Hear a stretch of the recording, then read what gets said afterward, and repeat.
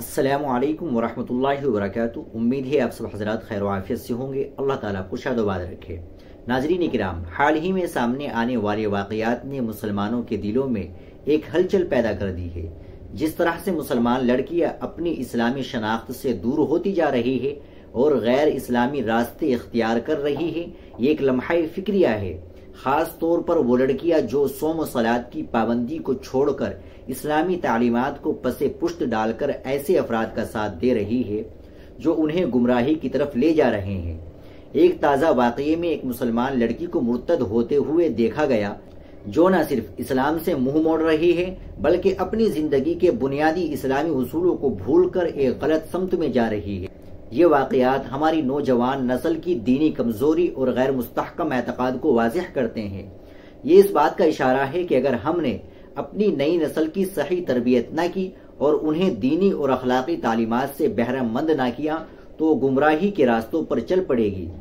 اسلام میں صوم و صلات کی پابندی کو بنیادی فرض قرار دیا گیا ہے۔ جب کوئی مسلمان ان فرائض سے منہ موڑتا ہے تو وہ اپنی اصل راہ سے بھٹک جاتا ہے۔ آج کی نوجوان نسل کو سوشل میڈیا اور مختلف بیرونی ثقافتوں نے اپنی لپیٹ میں لے رکھا ہے، جس کی وجہ سے وہ اپنے دین اور روایات کو بھول رہی ہے۔ یہ وقت ہے کہ مسلم والدین اپنی اولاد کی دینی تعلیم پر خاص توجہ دیں، انہیں اسلامی تعلیمات اور قرآن و سنت کی روشنی میں صحیح راستہ دکھائے۔ والدین کو چاہیے کہ وہ اپنے بچوں کے ساتھ دوستانہ تعلقات بنائیں تاکہ وہ اپنے مسائل اور خدشات کو کھل کر بیان کر سکے اور انہیں دین کی روشنی میں حل کیا جا سکے۔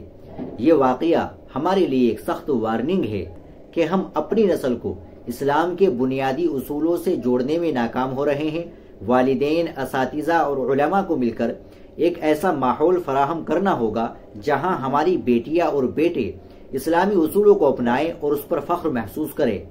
ہمیں اپنے بچوں کو دینی تعلیم کے ساتھ ساتھ ان کی ذہنی، اخلاقی اور معاشرتی تربیت بھی کرنی چاہیے تاکہ وہ دنیاوی فتنوں سے بچ سکے اور ایک سچا مسلمان بن کر دنیا اور آخرت میں کامیابی حاصل کر سکے۔ ناظرین کرام، آپ اس ویڈیو کو زیادہ سے زیادہ شیئر کریں، لائک کریں اور چینل کو بھی سبسکرائب کر لیں۔ ملتے ہیں انشاءاللہ اگلی ویڈیو میں۔ السلام علیکم ورحمۃ اللہ وبرکاتہ۔